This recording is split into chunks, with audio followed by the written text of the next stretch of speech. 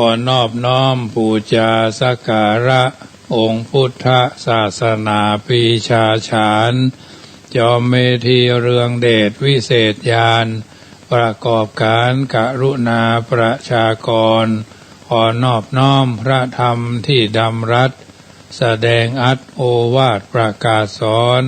อันเกื้อกูลรักษาผู้อาทรบ่ฮือฮ้อนรนจิตวิสิทธิคุณขอนอบน้อมพระสงฆ์ทรงสิกขาจริยาล่ำเลิศประเสริฐสูรรักษาศาสตร์พุทธาเป็นนาบุญช่วยกำจุนนำพาประชาชนโดยเดชานุภาพพระทัยรัตน์เป็นดุจชัดศาสนาสถาผลขอจุงละความชั่วทั่วทุกคนประกอบตนเสริมสร้างแต่ทางดีขอจุงมีใจสงบประสบสุขมิราชทุกข์ปรีเปรมเกษมศรีขอจุงเกิดความฮักสามัคคีฉันน้องพี่ทั่วกันนิรันดร์เทิน10 นิ้วกราบแนบใจไหวสาปารมีธรรมในครูบาอาจารย์พระมหาเถรานุเถระท่านเจ้าคณะพระสังฆาธิการทุกรูปทุกตนขอความสุขความสวัสดีในธรรมะแห่งองค์สมเด็จพระสัมมาสัมพุทธเจ้าจงมีแก่บรรดาสาธุชนท่านผู้ฟังทุกท่านที่มีโอกาสเปิดเครื่องรับฟังรายการเสียงธรรมก่อนรับตาทางสถานีวิทยุเพื่อการศึกษาพระพุทธศาสนาและวัฒนธรรม FM ความถี่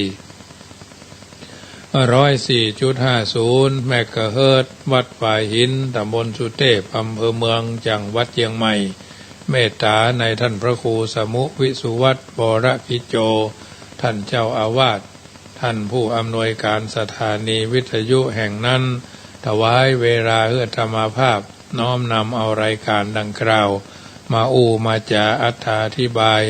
ประคับประคองฉลองศรัทธาคือบรรดาญาติโยมได้ยินได้ฟังแล้วก็น้อมไปเป็นประทีปธรรมนำชีวิตให้เราท่านทั้งหลายได้นำไปเป็นเครื่องพินิจพิจารณาตามโอกาสและจังหวะเวลาน้ำธรรมคำสอน 84,000 พระธรรมขันธ์ญาติโยมสามารถรังสรรค์เลือกสรรเอาไปพิจารณาปรับใช้ในการดำเนินชีวิตเพราะเราท่านทั้งหลายเป็นชาวพุทธ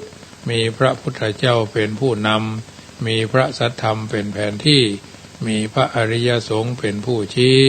ตัวเฮาคือแหล่งแห่งการทำดีและก็ทำชั่วดีชั่วอยู่ที่ตัวเฮาทำสูงต่ำอยู่ที่เฮาทำตัววันนี้รายการเสียงธรรมก่อนรับตาก็ปีกมาพบกับบรรดาญาติโยมดังเช่นเคยอยู่ที่ไหนจุดไหนโมงใดญาติโยมได้ยินได้ฟังแล้วก็นำไปปรับใช้เพื่อจะให้อยู่ในสังคมแห่งการอยู่ร่วมเอาอยู่ในสังคมแห่งการอยู่ร่วมอยู่กันอย่างพี่ดีกันอย่างน้องปรองดองกันเหมือนญาติชาติประเทศก็จะเจริญพระพุทธศาสนาก็จะรุ่งเรืองไปตามนั้นอยู่กันแล้วก็คือมีกฎเกณฑ์มีหลักเกณฑ์มีหลักการมีหลักแหล่งและก็มีหลักธรรมในตนตัวของแต่ละคนถ้าเป็นชาวพุทธก็คือเป็นผู้รู้ตื่นรู้เบิกบานรู้ดีรู้ชั่วรู้ดีก็รีบทำกันต่อไปรู้ชั่วก็พยายามลดละเลิกวันนี้เป็นวันพุธที่12 เสียสุขพุธเป็นวันเสียประจำเดือนเนาะวันเสียประจำเดือนเราดำเนินชีวิตมาในเดือนใหม่ได้11 วันผ่านไปหลายคนบอกว่าเราอยู่ในสังคมเราจะหาคนเก่งก็มีคนดีก็มีเนาะคนเก่งก็มีคนดีก็มีคนเก่งมีอยู่10 อย่างที่เพิ่นว่านะ10 อย่างของคนที่จะทำอะไรก็สำเร็จ1เก่งในการชื่นชมผู้อื่นชมเพิ่นโอ้ดีแท้ตั้งใจแท้ทำงานแท้เก็บเสาะว่าหากินแท้เป็นคนขยันเป็นคนบ่ท้อแท้นักก็เอาเบาก็สู้อย่างพี่น้องชนต่างประเทศเปิดมาเป็นศาลารับจ้างรับแจ้งบ้านเฮาเนาะพี่น้องคนไทยคนเมืองเฮาเนี่ยโดยมากก็อย่างว่านั่นน่ะได้สตางค์ ทำงาน15 วันทำงานเป็นวิกเนาะวัน300 500 7 วันเบิกสตางค์เบิกแล้วก็กินจนหมดนะหมดแล้วก็เนี่ยการต่อก็เป็นจะเอะไม่ยิงก็เหมือนกันปอใจก็เหมือนกันนักก็บอกค่อยเอาเบาก็บอกค่อยสู้แต่ก่อนนี้เขาจ้างเพิ่นว่าโลก่อนตรงๆว่าจ้างพม่าให้เรามาเด้อเนอะจ้างพม่าจ้างไทยใหญ่หมดนี่เขาถึงเนี่ยหมดให้เราแต่ก่อนนี่พี่น้องชนเผ่าเราจ้างยางให้เราสมาเด้อเนอะปากกายอเดี๋ยวนี้เพิ่นว่ายางแล้วเพิ่นกยอปากกายอเนาะปากกายอชนเผ่าประมาณนี้การเพิ่นห่อเข้ากับเกลือกับพริกกินเข้ากับเผือกับพริกขวับเข็บอย่าเอาครบกล้วยกาบักกล้วยเนาะฝรั่งหรือบะมันนะบ้านเฮานะคนเมืองเขาเนี่ยโอ้อย่าเฮอบะเตื้อกินหลายอย่างกินเกิงขว้างกลางโลกได้เงินมาก็ล่ากินจนหมดกินจนหมดแล้วก็ไปเนี่ยงานต่อแล้วบัดโรยซะเตื้อนะพอพี่น้องเพิ่นมาอย่างคนมาเนี่ยการวัดจังกรรมเนี่ยเพิ่นคนเก่งนะทำงานทำการลื้อศาลากุฏินะลื้อหลังคากุฏิคนหนึ่งคนเมืองจะเอา180,000คนหนึ่งจะเอา80,000พี่น้องเป็นห้องไตใหญ่หรือพี่น้องอันไตใหญ่เนาะไม่ใช่ว่าถึงคำพม่านะเพิ่นเอา50,000 7 วันแล้วไอ้เนาะเขาได้5 วันเขาก็แล้วละปากันเพี้ยวเหี่ยวคนมาด้วยกัน13 คนอย่างเคยอู้ฟังพี่น้องที่ว่า180,000มานะเป็นเรื่องพี่น้องคนไทยเนี่ยการมันจะเหมือนพี่น้องคนต่างประเทศเป็นเนี่ยการนะของคนเฮาเนี่ยกินแล้วเหี่ยวฟื้นแหละเอาอันนั้นมาสู่เอาได้โตยเก็บโดยแถมเอามาดีบ่ได้ป้อนโดยแถมนะญาติโยมสู่มาเด้อคนเมืองเขาเนี่ยบ่ได้ป้อนกับล้างก้นนะสู่มาเด้อเนอะอันเนี้ยเป็นอย่างอีแท้ๆพี่น้องชนเผ่านี่เพิ่นทำงานได้นะเป็นเรื่องที่น่าคิดแล้วก็นักใจทำงานเป็นระบบบางทีเพิ่นมาทำงานได้ก็ทำเรียบร้อยอย่างอาตมาภาพมีเบอร์คนที่ทำงานหรอเดี๋ยวนี้ก็แปลงห้องน้ำในวัดนี่ก็แปลงห้องน้ำอยู่10 ห้องมันจะว่าแปลงบูรณะได้สตางค์วันนั้นพระป่าของคุณโยมพ่อประเสริฐลูกเขยเพิ่นเป็นสารวัตรใหม่ก็เลยมาทอดพระกฐินทอดพระป่าก้อมพระป่าย่อยข่าวก้อนปุ่นกบหลวงนลินปุ่นหลวงบ้านพระบาทหมู่6เพื่อก็ทอดพระป่าไว้20,000 ปลายก็ทบแทบกันไปนะธรรมาภาพก็ได้จัดการตั้งธรรมมหาญาติวิยาวิจกรเพิ่นก็บ่ค่อยไปไหนช่วงนี้ขัวโควิดโรคใหม่เนี่ยก็เลยเขาเอาสำรองไปก่อนมาได้จ่ายอย่างสักอย่างเตื้อวันนั้นสตางค์มีอยู่20,000ก่อนที่เอาไปจ่ายค่าไฟก็ไปสำรองซื้อเมทาซิดมาอย่างเรียบร้อยเดี๋ยวนี้2-3 วันนี้ศาลาพวกก็จะมาทำเนี่ยเอาทำไปเถอะญาติโยมเจ็บก็คือมันว่างมันเว้นนะมันจะไปได้สตางค์เพิ่นจะให้เอามากองเพิ่นให้เอามาก่อสร้างห้างแปลงโลกส่วนนั้นส่วนนี้มาก็ทำกันไปอันเนี้ยคือการทำงานแต่ก่อนเนี่ยพี่น้องพม่าไว้เด้อเนาะพี่น้องไทยใหญ่เพิ่นมาเนี่ยการบ้านเฮาเนี่ยจ้างเพิ่นนี่คือบ่เทื่อบ่เดียวนี่พอเป็นนายเฮาคนไทยเฮาเนี่ยการพอทอดรถพอรู้ยังได้รถใหม่เด้อไปแปะร้านปุ๋ยไปแปะร้านเล็กไปแปะร้านทรายหินกวดหินดินทรายมาพี่น้องไทยใหญ่ในเพิ่นตรงหรอปั๊บเป๊บทำขึ้นมันแล้วก็เป็นที่หน้าการงานเพิ่นก็ไปทางหน้าพัฒนาการไม่ยิงตัวเท่ากระสอบเข้าป่านเนี่ยเพิ่นยังทำงานได้ดีนะอันนี้เป็นเรื่องที่น่านุโมทนากับโยมแม่อำพรกันถ้ามีพี่น้องหนองจังคืนเนาะโยมพี่อ้ายพงศักดิ์เนอะสันประซักคนก็เข้ามาฟังโดยเนาะนุโมทนาเพราะฉะนั้นเราดำเนินชีวิตมันอย่างถูกต้องท่องแท้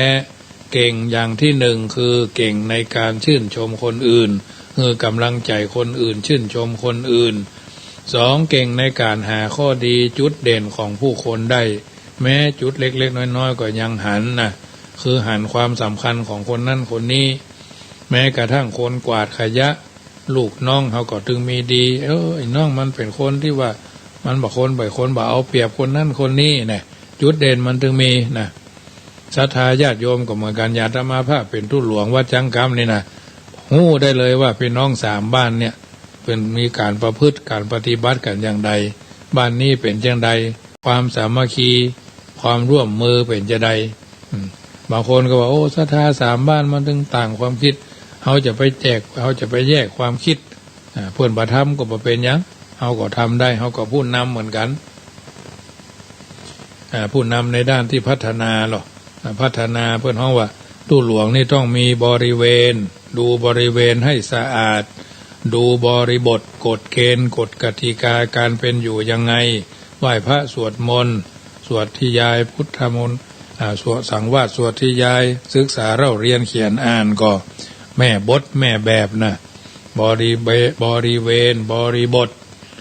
บริวารเป็นเจ้าใดพ่องมีขี้ตน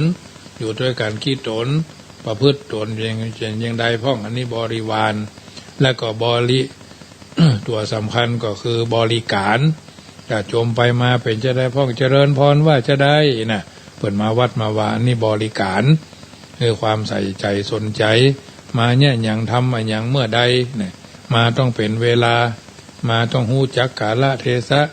มันจะว่าเข้าวัดมาทั้งบ่ฮือก็บอกว่าตุเขาไม่ไหนยมดเนี่ยก็ยืนอยู่นี่ก็เด็กไว้เด้เนาะไผ่น่ะทุเจ้าเนี่ยตุเขาไม่ไหนยมดเนี่ยก็เฮาก็ยืนเป็นทุเจ้านี่มันไปถามหาไผ่แต่ไม่เนาะมันถึงมีหรอกนะเพราะฉะนั้นบางอย่างนี่ก็ต้องติเพื่อก่อเพราะเพื่อพัฒนาอันนี้คือบริการนะในการที่จะสรรสร้างรังสรรค์สิ่งที่ดีๆคือเกิดขึ้นในการหาข้อดีจุดเด่นของผู้คนได้แม้จุดเล็กๆน้อยๆก็ยังเห็น3เก่งในการให้กำลังใจคนอื่นเป็นต้นแบบที่ดี4เก่งในการให้พลังตัวเองทุกวันใส่ความเชื่อมั่นลงไปว่าเขาจะทำจนได้มันต้องได้มันต้องมีมันต้องเป็นเขาจะบูรณะโฮงหลังนี้กุฏิหลังนี้เขาจะบูรณะห้องส้วมอันนี้คือเป็นประโยชน์ก่อนเดือนนี้ก็จะได้แยกศรัทธาชาวบ้านก็มีแหมห้องนึ่งเอาไว้บ่ต้องมาซับสนบ่ต้องมาปนกันเนาะพระเนนก็อยู่ทำส่วนนึ่งบางทีบางครั้งเปิดออกมาศรัทธาโพสะดุ้งเนี่ยใส่ผ้าเช็ดตัวออกมาญาติโยมก็เลยบ่ค่อยจะมั่นใจเท่าใดบางทีเข้าห้องน้ำแล้วบ่ล็อกบ่ใส่ก่อนเนาะก็เป็นที่ตื่นตระหนกตกใจของญาติโยมก็มีในการเก่งในการชื่นชมพลังตัวเองทุกวันคือกำลังใจตัวเองนั่นแหละเก่งในการแอบชื่นชมตนเองและกึศแต่เรื่องดีๆนะถ้าจะคิดจะเป็นคนเก่งเรื่องดีๆ6เก่งในการที่จะทำอย่างทำทันทีทอทำทันทีนะไม่เป็นโรคเดี๋ยวก่อนแหมบึดวันผูกวันฮือนะไม่ดีใช้ไม่ได้อย่าธรรมาภาพจะทำอย่างนะจะมีการบวชพระบวชเนนบวชพระเพ็กตุจะจัดกิจกรรมปีนสิ้นปีก็ทำไว้แล้วจะทำอย่างเพราะว่าปฏิทินงานเนี่ยบอกว่าพ่อค้าแม่ขายผู้ค้าขายขึ้นขายลายล่องเนี่ยเพิ่นก็มีโครงการไว้ขึ้นต้นศักราชใหม่เขาจะเนี่ยอย่างเดือนนั้นมันมีอย่างน่ะอย่างวัดจังกรรมนี่1 มกราสืบชะตาเหตุการณ์ปกติก็24 มีนาก็บวชภาคฤดูร้อน13 เมษาก็สืบชะตาเดือน9ออก9ค่ำก็ส่งน้ำพระธาตุเจดีย์นะแล้วก็ก่อนเข้าพรรษา1 อาทิตย์2 อาทิตย์ก็ไปตานเตียนเนี่ยมันมีปฏิทินงานของมันระยะโยมภาคกลางภาษาก็เทศนาธรรมตลอด3 เดือน17 ศีลเนี่ยก็ออกภาษาก็ตั้งธรรมหลวงเนี่ยมันก็เป็นอย่างเงี้ยปี2565นี่ก็11 ตุลาทอดกฐินเนี่ยก็ว่าไว้ก่อนแล้วนะมันต้องมีปฏิทินไว้มาหนัวซึบหืมฮือว่าฮือก็บอกว่าอ้อมตันกินนะช้าได้ผ้าเล่มงามประเดี๋ยวนี้มันมีผ้าละมันใจเครื่องทั้งนั้นนะญาติโยมเอ๋ยเพราะฉะนั้นในการทำมันอย่างทำทันทีบ่เป็นโลกเดียวก่อนผูกก่อนสืบผูกสืบฮืออ้างหันอ้างนี่เก่าหัวยากท่านมาหาว่าจะได้เดี๋ยวปิดงอดมิดแงดอย่างขี้เดือนถูกเสียมเลยได้ขี่นะญาติโยมเอ๋ยเพราะฉะนั้นจังหวะเวลาช้าไม่ได้นะ7เก่งในการพอหาคุณค่าของทุกอย่างที่รอบตัวพอหันแต่เรื่องที่ดีๆอันนั้นก็เป็นงานอันนี้ก็เป็นงานไม่ใช่ว่าพอหาคนรอบข้างหาเรื่องหาแล้วคนนั่นก็ดีคนนี้ก็ดี วัดเป็นสถานที่เปิดให้สาธารณชนมาทำบุญมาหู้มาหันมาพอคนนั่นมาบ่อยก็ไม่ใช่ว่ามาถามหาเรื่องหาราวภาษาเจ้าเมืองเจ้าคนเมืองเพราะว่ามาจ้องมาถามหาเก้าเด้าหาหากเป็นว่าอีเลยนะมันเป็นเรื่องที่ไม่ดีสำหรับตัวเฮาเองนะเฮาทำกับเปิ้นได้ก็เฮาทำอย่างเปิ้นได้ก็เฮาทำอย่างคนนั้นคนนี้ได้ก็เมื่อเฮาทำบ่ได้มือไม่พายอย่าเอาเท้าไปราน้ำนะเพราะฉะนั้นพอในเรื่องแท้ดีๆบัณฑิตชนเปิ้นจึงบอกว่ามองกันในแง่ดีสามัคคีจะยั่งยืนชีวิตจะราบรื่นเพราะมีพื้นการศึกษาดีมองกันในแง่ดีจะมีความสุขกายสบายใจ8เก่งในการพอหาข้อดีในตัวเองยินดีกับสิ่งที่ตนมีและเอาออกมาเป็นจุดเด่นวัดจังกำมีจุดเด่นนะยังวัดอื่นๆมีจุดเด่นยังอย่างวันนี้ก็อบรมแนะนำเพื่อนผู้เจ้าหลวงอยู่กรุงเทพพุ่นวัดโบสถ์สามเสนใกล้วังสามเสนนะใกล้วังเทเวศไว้แล้วเนาะใกล้วังเทเวศท่านเป็นเจ้าวาดวัดโบสถ์สามเสนเป็นเจ้าวาดใหม่เป็นคนอุบลราชธานีไปจากวัดเนี่ยวัดบ้านหัวเนี่ยอำเภอตำบลหนองนามเนี่ยก่อนเพิ่งก็อยู่บ้านหัวเนี่ยไปเป็นเจ้าอาวาสตาแป้ไก่โทรศัพท์มาขอความช่วยเหลืออันนั้นอันนี้วันนี้ก็เลยเทศนากันธรรมจักรไปคือหู้เสียเลยว่าท่านอาจารย์เป็นปริญญาโทหรอกำลังเรียนปริญญาเอกก็ท่านอาจารย์เป็นถึงปริญญาเอกใกล้จะจบด็อกเตอร์ยังว่าตาแป้ก็จะขอความช่วยเหลือก็เป็นแท้เป็นว่าเดี๋ยวก่ออันนั้นเดี๋ยวก่อนี่ย่ำคิดเป็นผู้ใหญ่เสื้อเนาะเป็นละอ่อนเป็นลูกแง่อยู่ตลอดเวลานะเป็นเจ้าวาดมาใหม่ยังมาถึง10 ปีเด้อเขาจะอยู่ในบริเวณทุเจ้านี่วัดมันเป็นวัดหลวงในละท่านมหาหรอมันเป็นวัดหลวงอย่างวัดหลวงตายหรอทุเจ้าบวชเท่ามันต้องมีปัญหาเปิดห้องว่ามหาลักกะพิขู่นี่นะทางเชียงใหม่ก็ถ้าจะมีเนาะทุเจ้าบวชใหม่นี่นะบวชเมินนี่นะบวชอายุนักนี่นะคนยองพูดว่าหมู5 เล็บหมูนี่นะหมู5 เล็บนี่ก็ตรองเอาคนเดียวเนอะมันยังคือพ่องหมู5 เล็บเนี่ยเปิ้นบักกินบักใจนะกะฆ่าก็บ่ได้เอาไปบุ๊บก็บ่ได้เอาไปตกปุ่นก็บ่ดีคนทำก็จะติดขังทำละ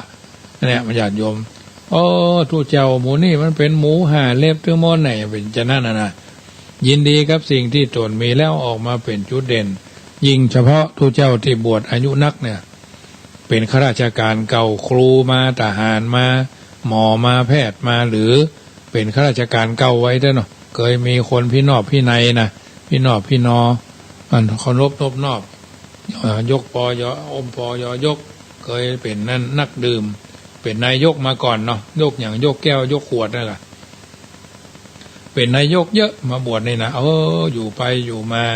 อย่างว่านะทุกเจ้าที่เข้ามาบวชมันต้องฟังเจ้าอาวาสมันต้องมีกฎเขาจะมาบวชเพื่ออย่างบวชเพื่ออยู่บ่ได้ก็ยิ่งมีความรู้เพื่อเขาว่ามีคุณวุฒิมีคุณภาพแต่บ่มีคุณธรรมบ่เคยสร้างสมอบรมคุณธรรมในตัวบ้านเฮาบนห้องตู้พ่อตู้ปู่นะตู้พ่อตู้ปู่ภาษาภาคกลางเพื่อว่าหลวงพ่อหลวงตานะที่เขามาบวชอายุนักเนี่ยเขาจะต้องหาบางคนก็60จะ60 50ปลาย60ล่ะไม้ใกล้ฝั่งแล้วหรอไม้ที่มันจะมีค่าก็คือไม้ซักไม้มะค่าไม้พยอมเนาะไม้ที่เป็น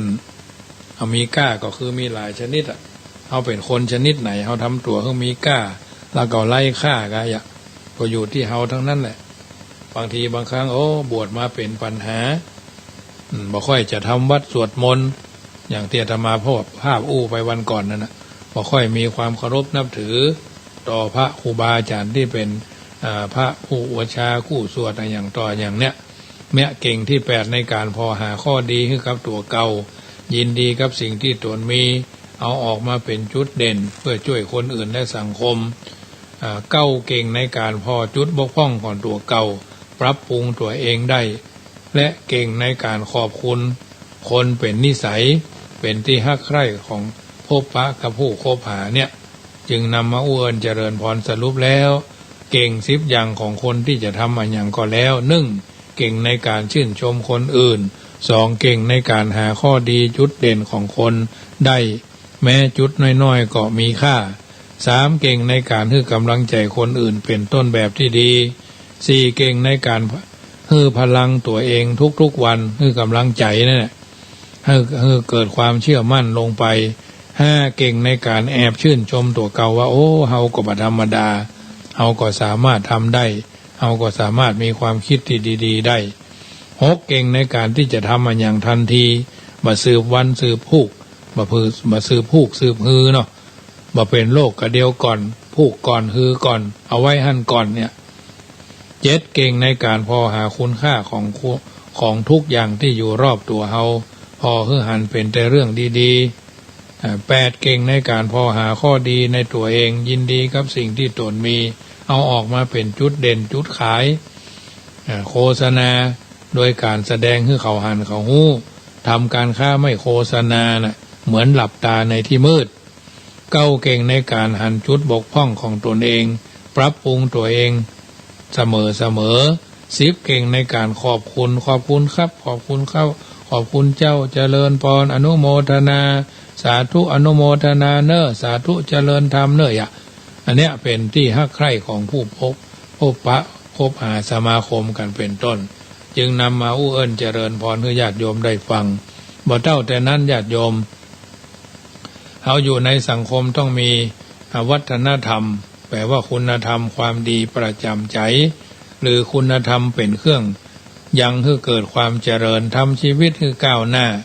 นำพาครอบครัวหมู่บ้านตำบลอำเภอจังหวัดบ้านโรงเรียนประสบสันติภาพคือภาวะแห่งความสงบสันติสุขภาวะแห่งความสงบร่มเย็นสงบในใจสงบนอกใจเนาะวัฒนธรรมท่านแบ่งออกเป็น4คือคติธรรมมีธรรมะประจำใจอันเป็นหลักดำเนินชีวิตของแต่ละคนคือเหมาะสมและถูกต้องเช่นเป็นคนฮักดีเกลียดชั่วกลัวพิษซื่อสัตย์สุจริตมั่นคงและคุณธรรมประจำใจทั้งหลายที่เป็นประดุจกัลยาณมิตรที่คอยสะกิดสะเกาเหมือนเฮาเก่าที่คันเก่าเตื้อน้อยมือบ่ถึงก็เอาผ้าถูอาจจะมีมือกระด้างที่เป็นกระโลงกะลาบ่เป้าก็ได้เป็นพลาสติกก็ได้สะกิดสะเกาบ่ให้เฮาเชือนแชออกนอกรูนอกทางคณะเดียวกันก็มีแต่เรื่องเร่งเร้าทำความดีทวียิ่งขึ้นไปอันนี้เฮาว่าคติธรรมประจำใจ2เนติธรรมก็คือวัฒนธรรมทางแบบแผนได้แก่กฎหมายกฎระเบียบวินัยขนบธรรมเนียมจารีตประเพณีอันเป็นเครื่องประดับหรือเครื่องประกันสวัสดิภาพของสังคมมวลมนุษย์ของมนุษยชาติมนุษยชนและขัดเกลาจริยะอาจจะขัดเกลาจริตอัธยาศัยของประชาชนในสังคมนั้นๆคือดีขึ้นแล้วก็วัตถุธรรมได้แก่วัฒนธรรมทางวัตถุอันหมายถึงความเป็นระเบียบและความเหมาะสมแห่งการกินการอยู่การกินการอยู่การรับการนอนการจัดเคหสถานบ้านเรือนที่อยู่ที่อาศัยการทำงานตลอดจนการแต่งกายศิลปวัฒนธรรมอันดีอันไม่เด่นและอันไม่ดังหมายถึงมารยาทการติดต่อบุคคลและเข้าสู่สาธารณชนสาธารณสังคมทั่วไปตลอดจนการขับขี่ยวดยานพาหนะหรือการโดยสารยวดยานพาหนะเป็นต้นผู้มีคติธรรมประจำใจเป็นเหตุให้การดำเนินชีวิตไปในทิศในทางที่ถูกต้องดีงามปราศจากความลังเลคล้ายกับคนเดินทางที่มีเป้าหมายอยู่เบื้องหน้าเช่นเขาจะไปเชียงใหม่ไปจุดไหนของเชียงใหม่เขาจะมาละปูนเขาจะอยู่จุดไหนของละปูนเขาจะไปเชียงไฮ้อยู่จุดไหนของเชียงไฮ้ไปเยาแพร่น่านลำปางเขาจะไปจุดไหนของอำเภอจังหวัดตำบลวัดนั้นนี่เป็นต้นเขาจะไปดอยสะเก็ดสันกำแพงสันทรายแม่ออนตลอดจนบันทิปันทาต่งหัวจ้างบ้านโฮงหลงลี่เวียงหนองล่องนะเขาจะไปไหนก็ต้องมีจุดหมายที่เขาจะไปสมัยนี้เป็นเขาว่าปักหมุดนะผู้มีเนติธรรมประจำชีวิตย่อมมีผลเร่งเร้าให้ไม่เผลอ ใจใฝ่ต่ำมุ่งทำแต่ความดียกระดับจิตให้สูงขึ้นผู้มีวัฒนธรรมทางวัตถุธรรมย่อมตระหนักและรู้ซึ้งถึงปัจจัยสี่อาหารเครื่องนุ่งห่มยารักษาโรคและที่อยู่อาศัยเป็นอุปกรณ์ช่วยให้ชีวิตได้รับความสะดวกสบายสะดวกนักมักง่ายสบายนักมักเกยตัวบ่ขาดแคลนบ่ขัดสนทั้งเป็นเครื่องแสดงให้เห็นว่าคนนั้นคนนี้กลุ่มชนนั้นกลุ่มชนนี้เป็นอารยชนคือคนที่เจริญย่อมได้รับการตอบรับเชื้อเชิญด้วยเกียรติยศเกียรติศัพท์เกียรติศักดิ์ในสังคมยกย่องเชิดชูโลกบ่ได้สร้างคนเพื่อเป็นคนเด่นในสังคมโลกต้องการสังคมเป็นคนดีครอบครัวก็เหมือนกันบ่ต้องครอบครัวดังบ่ต้องครอบครัวเด่นขอให้เป็นครอบครัวดีพระสงฆ์องค์สามเณรก็เหมือนกันบ่ต้องการพระเด่นบ่ต้องการพระดังต้องการพระดีๆญาติโยมก็มีความสุขกายสบายใจถวายทุเจ้าดีไม่ใช่ว่าชื่อดีนะประพฤติปฏิบัติดีโอ้ถ้าเด่นถ้าดังแล้วอย่างว่ามันอยู่เหมือนไม่จีรังยั่งยืนผู้มีวัฒนธรรมทางสหธรรมก็ย่อมได้รับไมตรีจิตมิตรภาพในที่ทุกสถานในการทุกเมื่อเป็นบ่อเกิดแห่งการช่วยเหลือเจือจูนเกื้อกูลซึ่งกันและกันร่วมด้วยช่วยกันมีไมตรีจิตมิตรภาพเป็นทางมาแห่งความฮู้ฮักสามัคคีทำให้สังคมดื่มด่ำไปด้วยความสุขที่เฮาท่านทั้งหลายก็คงเข้าใจกันดีญาติโยมสาธุชนท่านผู้ฟังทั้งหลาย อันนี้เป็นวลีคำกล่าวที่บัณฑิตชนคนผู้รู้ท่านกล่าวเอาไว้ก็ก้อนไกลเอามาสาธกยกคือญาติโยมสาธุชนได้ยินได้ฟังนำไปเป็นข้อเตือนจิตสะคิดใจจักบ่ได้ทรำผิดพลาดคลาดเคลื่อนจากการดำเนินชีวิตของเฮาท่านทั้งหลายเป็นลำดับไปญาติโยมท่านผู้ฟังทั้งหลายได้ยินได้ฟังแล้วก็คงจะเป็นที่ละเมาเอาใจในการดำเนินชีวิตอย่างถูกต้องท่องแท้ธรรมะอันเป็นคำสอนในทางพระพุทธศาสนามี 84,000 พระธรรมขันธ์แต่ละวันแต่ละคืนเฮาก็ได้ยินได้ฟังแล้วก็นำไปเป็นข้อพินิจพิจารณาเพื่อให้เฮาท่านทั้งหลายอยู่สังคมแห่งการอยู่ร่วมเพื่อนบอกว่าบางเตื้อสูงล้ำไปก็บ่ดีต่ำล้ำไปก็บ่ไหวคือมันพอดีสูงล้ำฮือกำต่ำล้ำฮือยอลักต่อมีฮือคุดฮือกุ้นถ้าปล่อยฮือสูงขึ้นกุงเปียงฟ้ามันจ้างมดถ้าโก้นลงเต็งต้องมีคนกำคนจึงยำเกรงว่าไปตามเพลงฮือจริงถูกต้องตำนักเป็นหลุมจ้างหุมตำนักเป็นหลุมจ้างหุมมีม่องหาอย่างห้องเตื่อมไว้ถ้ามีลักต่อก็ขุดไซอย่ามันได้ข้องปานครบคันเรียบร้อยปอประมาณสำเร็จการงานเป็นการถูกต้องญาติโยมท่านผู้ฟังทั้งหลายอันนี้เป็นคำนึกของท่านผู้รู้ได้กล่าวเอาไว้ในการดำเนินชีวิตของเฮาท่านทั้งหลายบางเตื้อบางทีบางครั้งบางโอกาสเฮาก็ได้ถือว่าได้สร้างสิ่งที่ดีๆเอาเก็บสิ่งที่ดีๆที่มีสาระเอาไว้ติดประทับในใจอันสิ่งเลวร้ายในทางเหลวไหลเอาซัดขว้างไปอย่าไปเกี่ยวข้องอันเรื่องเลาะและอย่าไปแตะต้องมันพิษทำนองฮีดเก้าของเก่างามดีที่มีอยู่เล่ายึดเป็นแบบเบ้าแนวนำของใหม่นั่นไซอย่าไปถลำพิษศีลพิษธรรมอย่านำมาลดอย่านำมาเล่นอย่าของใหม่เอาใจตื่นเต้นมันพิษลักเกณฑ์มนุษย์ของใหม่บางเตื้ออาจมีเสื่อมสุดยุดอย่าได้ตัวมันของเก่าอย่าละสวะขว้างลืมกัน ได้เชื่อมสัมพันธ์กันคนละน้อยเอาเก่าและใหม่เข้ามาติดห้อยเป็นฮีดแนวหอยห่วมฮับ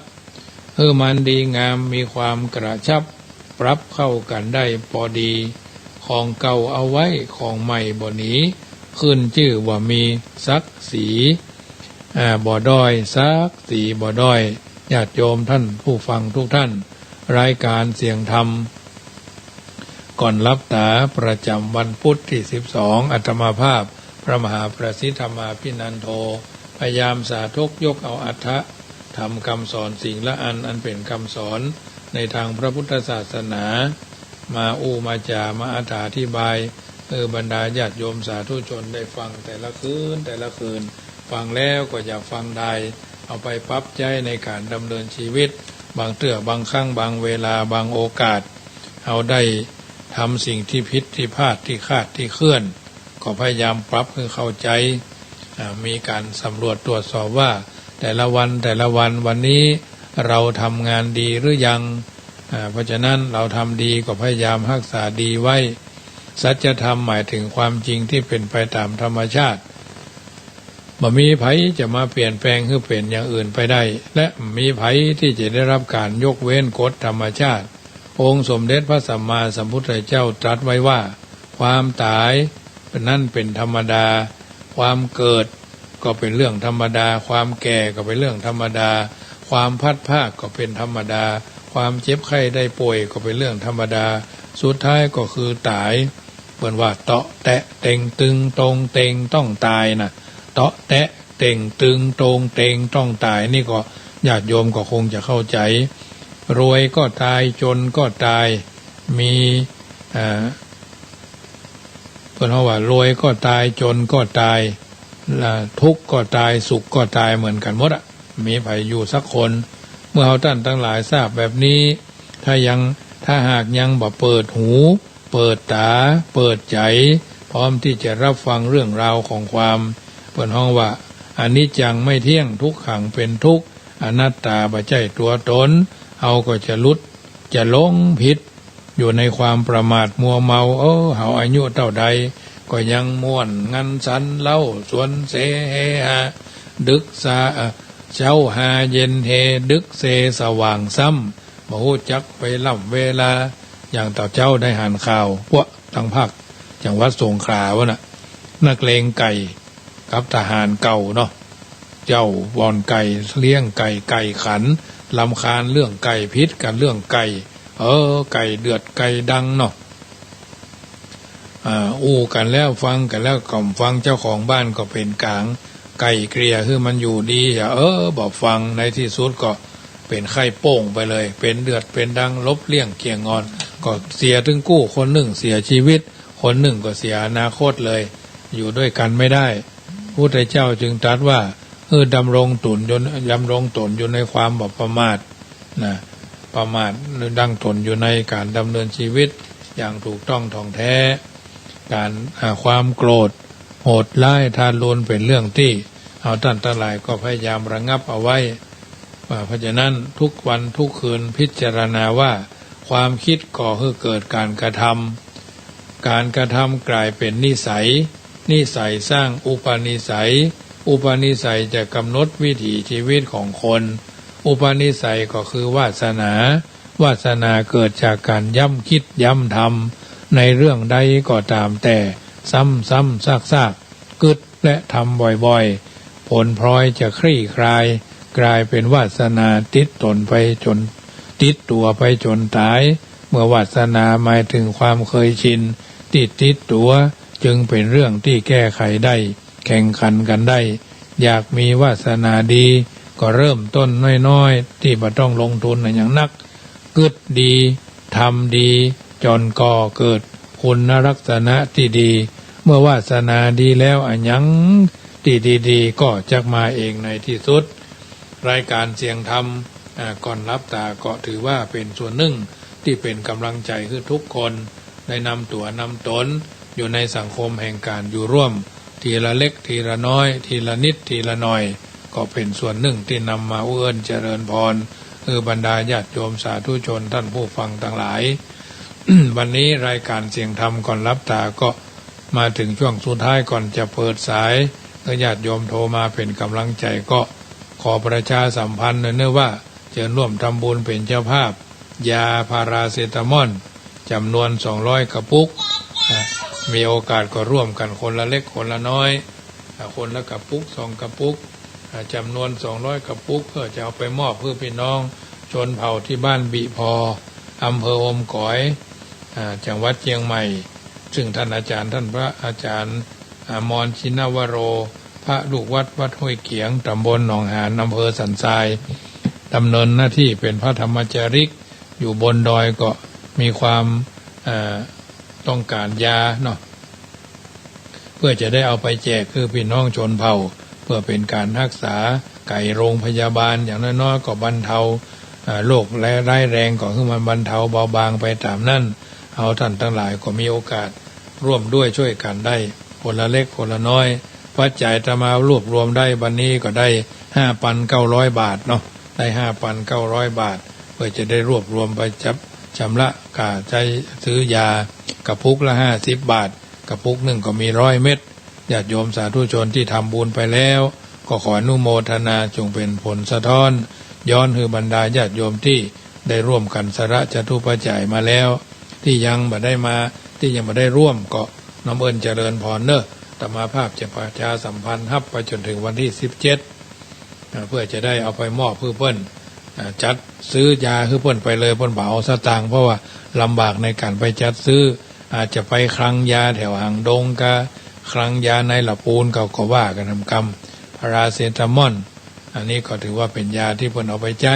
บนดอยเนาะทั้งนี้ทั้งนั้นตลอดจนยาหม่องอาตมาภาพก็คงจะซื้อยาปรยคือเพิ่นไปโดยเนาะยาแก้กินพิษมันอยู่บนดอยหรอกทุกปีเขาก็ทำกันอยู่แล้วเอาไปถวายพระเจ้าพระสงฆ์ที่เพิ่นอยู่ตามสถานที่ห่างไกลอย่างปี2565จะไปตานเตียนที่อำเภอวังเหนือไปตานเตียนที่อำเภอแจ้ห่มจะไปตานเตียนที่อำเภอเมืองปานเนาะอำเภอเมืองปาน3อำเภอ9วัดน่ะก็ไปพอลาดลาวไว้พ่องจะไปในวันที่11กรกฎาเนาะว่าไว้แต่เนิ่นๆเนี่ยช้าไม่ได้นะพัดวันประการพุ่งก็ไม่ดีนะส่วนเตียนนี่จะรอที่วัดเพราะมีบอกเตียนอยู่มีอุปกรณ์อยู่ไว้ด้วยเนาะมีเครื่องมือนะมีเครื่องมือในการรอเตียนไว้อยู่ก็จะรอกันเสียที่วัดเลยเตียนก็มี9 เล่มเนี่ยบางสิ่งบางอย่างเขาว่าไปเรื่อยๆทำการบ้านไว้ทุกวันนะงานตัวเก่าส่วนตัวก็ดูหนังสือเนาะงานส่วนรวมก็ดูแลวัดเนี่ยไม่ใช่ว่าอยู่บ่ได้นะเงินเดือน1,800นะญาติโยมเหมือนพัดจ่ายเพราะว่านิตยพัฒน์1,800นี่บอกเข้ามาเป็น4 เดือนแล้วนะ1,800 บาทคูณ4แล้วว่าจะได้เหลือก็6 เดือนก็มีมันบ่ได้ก็บ่เป็นหยังบ่ได้ก็บ่เป็นหยังถึงวันนี้ก็ได้ปัจจัยจากยถาสัพพีพรดีบัลละใจมังกละเกิดกับตัวตนเฮาท่านทั้งหลายนั่นแหละช่วยกันประคับประคองกันไปเนาะบางทีเพิ่นมาทำพิธีสืบชะตาเพิ่นมาปูชาเตียนก็ทำไปตามนั้นบ่ได้ขายเตียนนะแต่ว่าฮู้ว่าจังกรรมมีกิจกรรมอย่างพ้องบางท่านบางคนก็ป่วยเป็นพยาธิตายก็บ่ตายหายก็บ่หายหลังเพราะว่าเพราะวิบากเก่าเพิ่นมีทางวัดจังกรรมก็มีพุทธคุณอยู่อย่างหนึ่งเพิ่นว่าเตียนถอนเนาะถอนคนที่เป็นพยาธิก็โดยมากก็จะพลิกบ้านเก่าหมดโดยมากนะเพราะว่าอายุนักหรอ80 ปลาย4-5 ปีโอ้ขับมาแรงมาก็มีแหงมีเร็วมีแรงนั่งอยู่กับลูกกับเต้ากินข้าวน้ำข้าวไงตาป้อเนี่ยมันก็มีนะอันนี้ก็ช่วยประคับประคองจะลองกันได้ตามที่เขาจะทำกันได้กึดจะได้ค่อยจะเทิงแปลงจะเทิงก็ร่วมทำบุญกันได้เนอะ0615476539 0615476539โทรเป็นกำลังใจกันเข้ามาเนอะโทรกันเข้ามาได้0615476539ที่ผ่านมานี่มันเวลามีน้อยก็เลยมันได้โทรมันได้ทักทายกันพี่นานสารปีฟังอยู่ก็โทรมาเนอะวันนั้นมันได้รับสายสักคำพี่น้องตั้งสารปียังเนื่องแม่สีเนาะ ห่างดงแม่วางก็ดีแม่แตงก็ดีแม่ริมก็ดีสันทรายดอยสะเก็ดแม่อ่อนโทรมาเนอะเจริญพร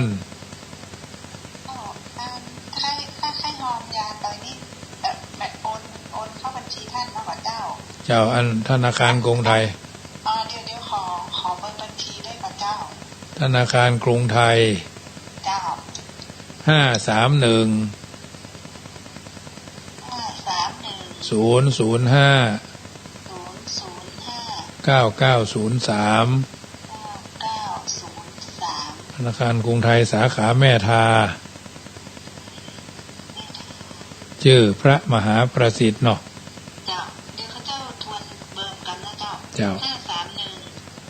005 9903เจ้าเดี๋ยวเขาจะเอาไป200เจ้าเดี๋ยวโอนเข้าไปนะเจ้าเจ้าโมทนาเนอเจริญพรคุณโยมกันนิกาเนาะพุ่นเชียงใหม่เพื่อนรวมทำบุญเคยร่วมทำบุญกฐินท่านที่เคยทำบุญนัตมาภาพจะเมมชื่อมดนะบางคนเพื่อนก็บอกคือออกชื่อเนาะก็บอกเป็นอย่างเนาะสงวนนามเนาะสงวนนามนี่ก็ขออนุโมทนาเนอะสุมาตรที่ได้ประชาสัมพันธ์ชื่อไปอย่างบางท่านเพื่อนบางเทื่อมันก็เพื่อนทำบุญหลายวัดก็เข้าใจอยู่เนาะทำบุญหลายวัดอยู่โยมแม่ศรีลาเจริญพรว่าจะได้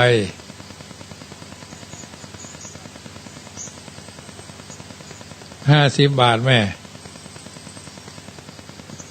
กระปุกละ50 บาทเอา200เนาะ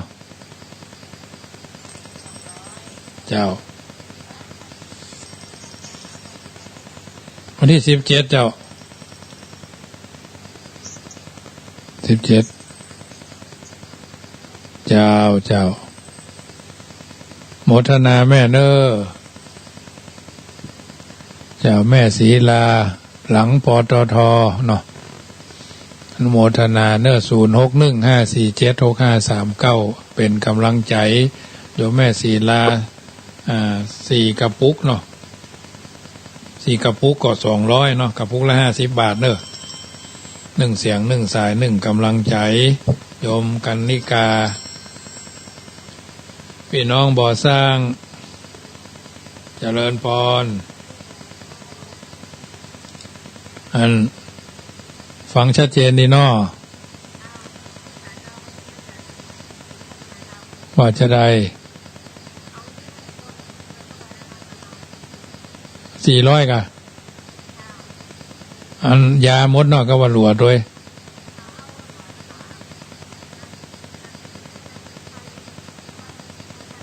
3 อย่างเนาะ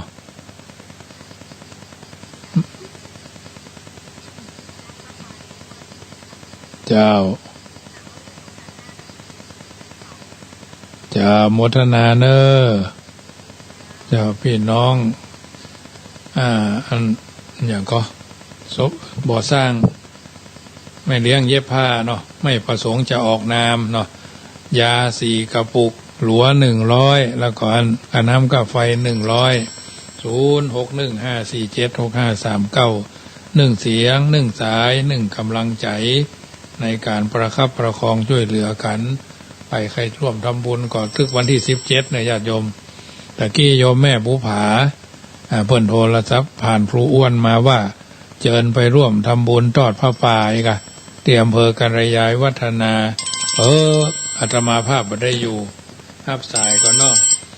แม่สีมอนสารปีฟังกันอยู่เนาะแม่เอาแต่ไรน่ะ4 กระปุกเนาะ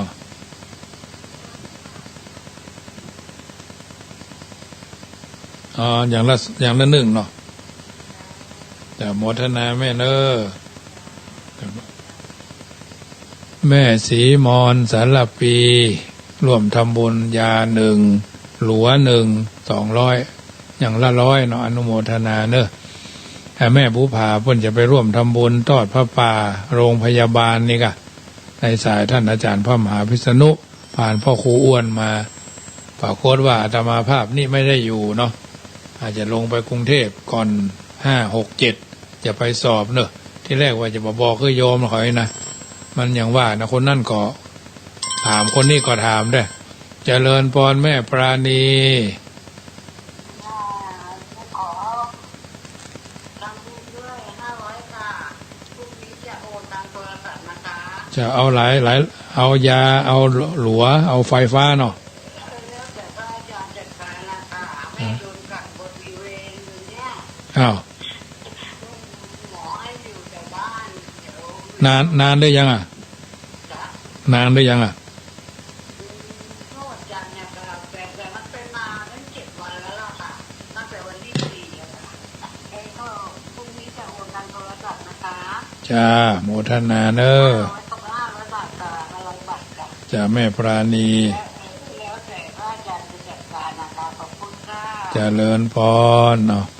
แม่ปราณียนต์ดวงเนตรสันทรายคนถูกกักบริเวณวะก็ยังว่านั้นนะพันการไปมาหาสู่ปัจจุบันวันนี้ก็ถือว่าถ้าฉีดยาแล้วก็ยังแควนน้อยอย่างน้อยๆก็50%เนาะ50 คะแนนเก็บไว้ในใจเนาะนอกนั้นก็ยังว่านั่นแหละต้องระวังไว้ที่สุดอะหลวงพ่อพระเดชพระคุณท่านเจ้าคุณพระพรหมมงคลเนาะหลวงปู่ปัญญานันโทอดีตผู้บริหารวัดอุโมงค์เนาะเพิ่นว่าเจิมรถท่านมหาใช้คำว่าระวังนี่เราแต่ก่อนอาตมาภาพเป็นทุเจ้าใหม่ไปไหว้ไปสาอยู่จังหวัดนนท์เนาะอยู่วัดเฉลิมพระเกียรตินนทบุรีวันอาทิตย์นี่ก็ไปฟังเทศน์เพิ่นวัดชนประทานที่ไปฟังเทศน์เพราะอย่างเพราะเป็นนักเทศน์สมัยนั้นนะไปอบรมกับคุณทินวัฒน์มฤคพิทักษ์นักกู้แห่งประเทศไทยนะก็บ่เป็นไปอู้กับเพิ่นที่ท่านที่นี่ก็บ่จ้างเฮาพอไปพอมาเฮาเฮียนแต่เฮาบ่จ้างเอาออกแล้วก็มีเวทีแสดงเดี๋ยวในที่สุดก็เลยว่าไปออกสถานีวิทยุทหารอากาศบางซื่อแล้วก็สถานีวิทยุยานเกาะ792นะที่กองพลที่ในกรุงเทพไปออกกับเพิ่นขอออกเพิ่นเนาะเอาเข้ามาก็เริ่มหันไม้บ่ได้ละอย่างเพิ่นว่านะเอาไม้ล่อตกน้ำบ่อนะเอาไม้ล่อนี่ก็พดจดขึ้นมาจัดเวยเพิ่นว่านะมันต้องไปเนี่ยอย่างอื่นเอาไม้ล่อมันนึกขึ้นมานะแต่ก็บ่ถึงขั้นนั้นนะญาติโยมแต่ก่อนเป็นทุเจ้าใหม่นะใครอู้เปิดฮือเตดก็สั่นทับเทบละเพราะเฮาเป็นคนเมืองไปอยู่กรุงเทพเนาะเหือคว่ำกับเหือคว่ำนะมันจะเหมือนกันนะคนเมืองนี่จะเหือคว่ำหรอกอันอย่างก็คว่ำคนอีสานนี่บ่มีควายนะคนใต้นี่บ่มีจ้างนะจะมีสร้างนะคนอีสานมันมีควายนะคนเหนือเขานี่ควายหรอกเหือคว่ำเนี่ยมันจะอู้พิษกันไปน้อยๆนะแล้วก็อย่างท่านพลเอกเปรมธีรสุรานนท์เราไม่มีเฮินนะเพิ่นว่าเฮินนะเพิ่นจะว่าเงินนะอันปัจจุบันนี่มันก็เพี้ยนไปตามนั้นอันนี้จากการสังเกตนะสังเกตและการสัมผัสนะก็เป็นส่วนหนึ่งที่นำเอาท่านทั้งหลายเนี่ยเพิ่นว่าสุจิปุริวินิมุตโตกะถังโสบันดิโตภเวนะตำน้ำพริกลงเหือจั่งก็พ่อไปอยู่จังหวัดนนท์หรอกแกงส้มพักกระเฉดจ้างก็ไปอยู่จังหวัดนนท์น้ำพริกโรงเรือน้ำพริกน้ำพริกปลาย่างนี่ก็อยู่จังหวัดนนท์เพราะจังหวัดนนท์นี่เป็นคนสวนทุเรียนเนาะทุเรียนเมืองนนท์แต่ก่อนนะมันก็เป็นเรื่องที่ศึกษาข้อมูลแถวคลองอ้อมคลองท่าไผ่เฉยอยู่กรุงเทพแล้วมาอยู่ตังละพูนนั่นนี่นะเจริญพรวัดสาเจ้าข้าเจ้าโอนไปเรียบร้อยแล้วนะเจ้าในนามสาริกาพิมโยนะเจ้าชื่อมีนี่อยู่เจ้าเจริญเจ้าโอนละเจ้าเจริญพรโมทนาเนอเจ้าวัดสาเจ้าเจริญพรอันนี้ก็กัลยาณมิตรหุ่มกินหุ่มตานนะเพิ่นก็ทำบุญเพราะว่าชื่อทุกคนจะอยู่นี่ถ้าอาตมาบันทึกไว้นะส่วนมากก็จะเขียนหนังสือไว้ข้างๆเนี่ยไปโทรเข้ามา4 ตัวสุดท้ายเนาะชื่อยังนะที่ถามชื่อก็บ่ได้เอาไปขึ้นไปขายนะญาติโยมบางทีบางครั้งโยมนั่นโทรมาเฮาก็ฮู้ทักทายกันเนี่ยเฮาแม่แก้วมาเมื่อใดแม่คำมาเมื่อใดแม่ครูเหรียญทองมาเมื่อใดมันก็ยังแขวนน้อยเหมือนคนขายครัวบ่ฮู้จักลูกก้าเนี่ย มันก่อนหน้าแกนะแต่ก่อนอาตมาภาพจัดขึ้นนั่นสีขาวนะมีลูกขึ้นอยู่ประมาณ 2,500 กว่าท่านนะที่บันทึกไว้มีสมุดเล่มนะจัดงานเถอะโอ้มันมีกรรม40 50 20 30 40 50นะแต่ก่อนเนี่ยนะถือว่าอยู่แนวหน้านะไปเอี่ยวหาเพิ่นไปเพิ่นโทรมาหาบางทีบางครั้งมีว่างๆก็โทรหาถ้ากดแชร์ได้เนี่ยจะกดกับโทรหากำ15 คนบนอ่ะแต่ระยะหลังๆนี่บ่ได้จัดขึ้นสีขาวแต่ก็มีความเคารพนับถือเนาะอย่างเปิดฟัง104เนี่ยบางคนเพิ่นก็บ่กล้าโทรมาเนาะบางคนเพิ่นก็บ่กล้าโทรมาฟังกันอยู่ฮู้อยู่นะแต่ท่านก็ยังเพิ่นฮ้องว่าเพิ่นฮ้องอย่าแอบอยู่เบื้องหลังเนาะอยู่เบื้องหลังปิดทองหลังพระเพิ่นฮ้องว่าข้างหลังภาพเนาะเพลงมันถึงมีดอกข้างหลังภาพวันนี้เดือนนี้เราได้สูญเสียบุคคลเป็นส่วนที่สร้างนันทนาการก็คือคนหนึ่งก็คือสอนเพชรสอนสุพรรณเนาะได้เสียไปอายุ74แต่วันนี้คุณโยมไวยพจน์เพชรสุพรรณก็เสียแถม79นะญาติโยมอันใดจะดีอำเภอใกล้ๆกันนะอำเภอใกล้ๆคนสุพรรณนะมาก็มาด้วยกันนะลูกสุพรรณเลือดสุพรรณเนี่ยสูญเสียบุคคลนั้นเป็นที่สร้างความคลื้นเครงนันทนาการในวงสังคมของลูกทุ่งเป็นคนที่ท่านนั้นสอนเพชรสอนสุพรรณนี่ก็กำลังทำเรื่องขอเป็นศิลปินแห่งชาติปรากฏว่าเรื่องยังไม่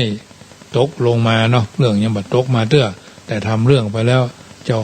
ของก็เสียชีวิตไปก่อนก็ไว้เปิ้นนักแล้วเนาะหน้าเปิ้นถึงมางามแต่เสียงดีเนาะคนงามนี่ถึงคนดีนี่ถึงมางามอย่าโยมเลยคนเจ้าว่าคนบ่ดีงามคนบ่งามคนบ่งามนี่ถึงดีนะคนดีก็งามคนบ่มันถึงงามบ่งามเหมือนกันงามนอกงามในเปิ้นถึงว่าคนจะงามน้ำใจใช่ใบหน้าเนี่ยขอสวยจัญญาใช่ตาหวานนะเพราะฉะนั้นในค่ำคืนของวันนี้อาตมาภาพก็ขออนุโมทนากับทุกท่านที่ได้ร่วมเป็นเจ้าภาพยาก็ดีหลัวก็ดีก้าน้ำก้าไฟก็ดีตลอดจนสิ่งละอันพละน้อยโดยดีตลอดมาขอกุศลบุญญาราศีส่วนนี้มอบกายเป็นตบะเดชะเจริญพรแม่ครูพอกล้าจะไปแล้วเนอะ